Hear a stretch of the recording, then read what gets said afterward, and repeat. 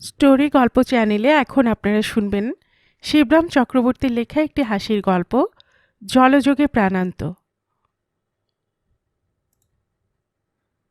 আমরা ওকে একাদশী মুখুজ্জে বলে জানতাম। ওর এহনো নাম ডাকের কারণ এই, কেবল 2 দিন বাদ দিয়ে সারা মাসটাই উনি একাদশী করতেন। একাদশী মানে এক বেলা খেয়ে থাকতেন। এ বিষয়ের রেকর্ড ছিল, পুরো 80 বছরের পাকা রেকর্ড। শুধু একাদশীর 2 দিন বাদ যেত, সে 2 দিন ছিল তার অনাদশী, অর্থাৎ একেবারে অনাহার। উনি বলতেন ওতেই ভালো থাকা যায়। সুখে থাকা না হোক, বেঁচে থাকার ওই যে প্রশস্ত উপায়, তার প্রতিবাদের সাহস কে করবে? কেননা তার জাজল্যমান উদাহরণ উনি নিজেই। যদিচ ওরূপ অদ্ভুত দৃষ্টান্ত সম্প্রতি আর বর্তমান নেই, আমরা হারিয়েছি, অতীতের গর্ভেই এখন। কিন্তু 95 বছর তো বেঁচে ছিলেনই। আকস্মিক দুর্ঘটনাটা না ঘটলে আরও 95 বছর যে কায় ক্লেশে বাঁচতেন না, এমন কথা জোর করে বলা যায় না। শ্যামরতন বাবুর বাবা অকালে মারা গেছেন। সবাই শুধু এই খবরটাই পেয়েছে, কিন্তু কি দুঃখে এবং কোন দুর্ঘটনার ফলে যে তিনি অকস্মাৎ দেহরক্ষা করলেন, যে মর্মন্তুদ কাণ্ড না ঘটলে তিনি কিছুতেই অমন করতে যেতেন না, তা কেবল আমিই জানি। আমি আর প্রত্যুষ। প্রত্যুষ আর প্রত্যয়, ওরা ওদের পাশের বাড়ির, আমার সঙ্গে এক ক্লাসে পড়ে, আলাদা স্কুলে। ওদের কাছে আমার শোনা। যে জলের ছোঁয়াচ থেকে তিনি সর্বদা সাবধানে আত্মরক্ষা করে চলতেন, নিদারুণ সংকটকালে সেই জল স্পর্শ করেই তিনি মারা গেলেন। জলের আস্বাদ জলের চেয়ে ভালো হওয়াই তার অপমৃত্যুর কারণ। জলের এই ইতর বিশেষ বিশেষ রকমের এই ইতরতা তিনি বরদাস্ত করতে পারলেন না বলেই এই দুর্ঘটনাটা ঘটল। জল তিনি যে একেবারে পান করতেন না তা নয়, করতেন সামান্যই। কিন্তু স্নান আদৌ পেই না। স্নান করতে হলে জল ছাড়া আরও একটা জিনিস লাগে, তেল। তেল মাখতে হয়। জলে পয়সা খরচা নেই বটে, কিন্তু তেলে আছে। এই জন্যই তিনি স্নান বর্জন করেছিলেন। সেটা অবশ্য আমাদের আন্দাজ, তার ব্যাখ্যা অন্যরকম ছিল। সেটা আমি জেনেছিলাম যেদিন রাস্তায় আমাকে ধরে তিনি জিজ্ঞেস করলেন, গোড়া, তুমি কি চান করো? আমি আর মন্টু দুজনে যাচ্ছিলাম। এমন সময়ে মাঝ রাস্তায় আমাদের মাঝে পড়ে তার এই অদ্ভুত প্রশ্ন। আমি উত্তর দেই, আগে হ্যাঁ। প্রত্যেক মাসেই? মাসে? হ্যাঁ, মাসে তো বটেই। সকালে নেটে স্কুলে যাই, আবার স্কুল থেকে ফিরেই ফের চান করি। তার চোখ দুটো কপালে গিয়ে ওঠে। আ, বলো কি? তারপর সন্ধ্যায় ফুটবল খেলে আবার একবার চান করতে হয়। আ? তার চোখ দুটো যেন বেরিয়ে আসার জন্য অস্থির। তবে রাত্রে আর করা হয় না, তখন ঘুমোয় কি না। ঘুমোলে পরে চান ফানের কথা আর মনে থাকে না, কিন্তু ভোরে উঠেই চলে যায় আবার লেকে সাঁতার কাটতে। তাতেও অনেক সময় চান করা হয়ে যায়। আগা পাশতলা না ডুবিয়ে তো সাঁতার কাটা যায় না, কি করব? বহুক্ষণ তার মুখ থেকে বাক্যস্ফুট হয় না। অবশেষে বলেন, কূপের দড়ি দেখেছ? আমরা ঘাড় নাড়ি। দুটো দড়ি কেন, কিনে একটা শিকে তুলে রাখো, আর একটা দিয়ে অনবরত জল তোলো। দেখবে যেটা নির্জলা তোলা আছে সেটার অখণ্ড পরমায়ু, আর যেটা কেবল কূপে চোবানি খাচ্ছে আর দেখতে হবে না। এই হয়ে এলো বলে। আমি মোটেই চান করি না, দেখছো তো এই 95 বছরেও কেমন তাজা টনক রয়েছি। আর তোমরা, তার ঢের আগে তোমরা পচে যাচ্ছ। কত বয়স হবে তোমার? 12? এই 12তে যা বাড়াবাড়ি শুরু করেছো তাতে টিকলে হয়। আর 12 পর্যন্ত যদি বা বেঁচে পড়তে থাকো, থেকে যাও, 82 পর্যন্ত পৌঁছবে কিনা সন্দেহ। স্নানাহার বাঁচিয়ে এইভাবে বীরের মতো তিনি বেঁচে যাচ্ছিলেন।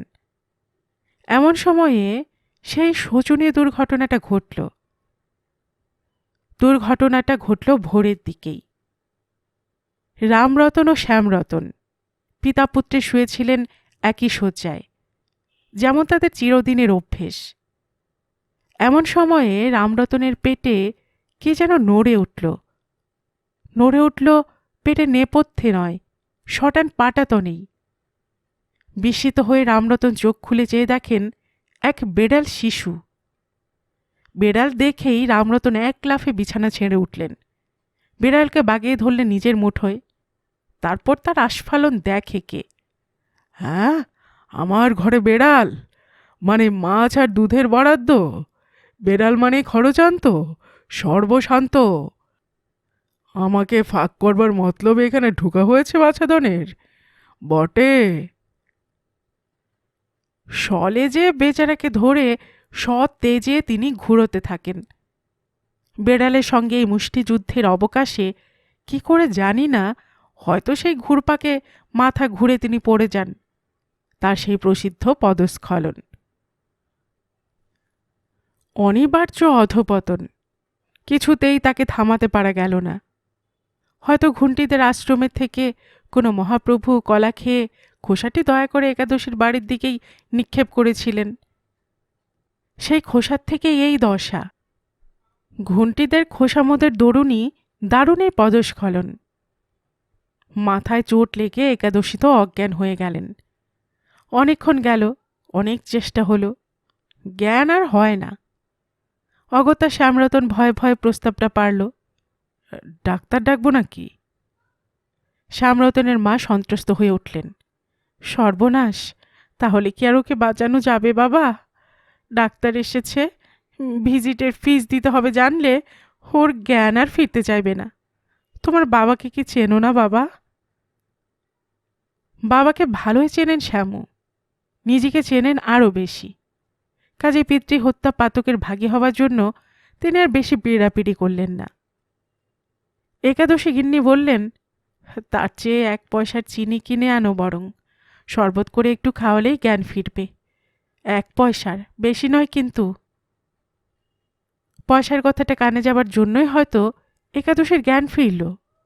গিন্নি বললেন, এইটুকুন ঢক করে গিলে ফেলো দেখি, গায়ে বল পাবে, সেরে উঠবে এক্ষুনি। কি এটা? দুধ? রামচন্দ্র, দুধ দেব তোমাকে? কি যে বলো তুমি! গিন্নি হেসে উড়িয়ে দেন কথাটা। তবে কি বেদানার শরবত? ছি ছি, অমন কথা মুখেও এনো না।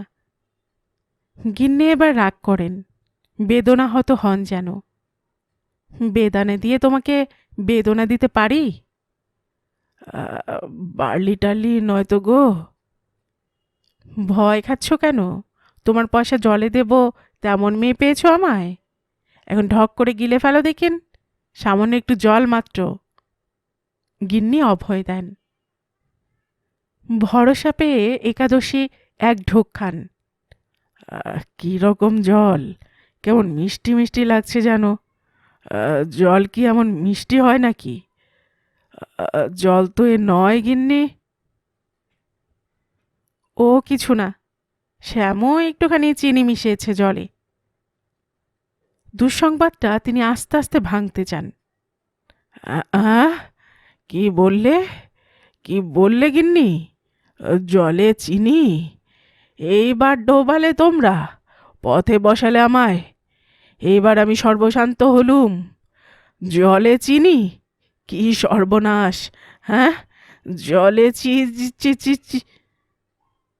বলতে বলতে চিচি করেই একাদশী নিজেকে উদযাপন করলেন। সেই প্রথম শ্যামরতন বাবুর বাড়ি চিনি এলো, কিন্তু চিনির সঙ্গে বাপকেও জলাঞ্জলি দিতে হবে। সামান্য জলযোগ যে এমন বিয়োগান্তক ব্যাপারে দাঁড়াবে, একথা শ্যামরতনও ভাবতে পারেননি কোনোদিন। আমরা তো নই। স্টোরি গল্প চ্যানেলে এতক্ষণ আপনারা শুনছিলেন শিবরাম চক্রবর্তীর লেখা একটি মুচকি হাসির গল্প জলযোগে প্রাণান্ত।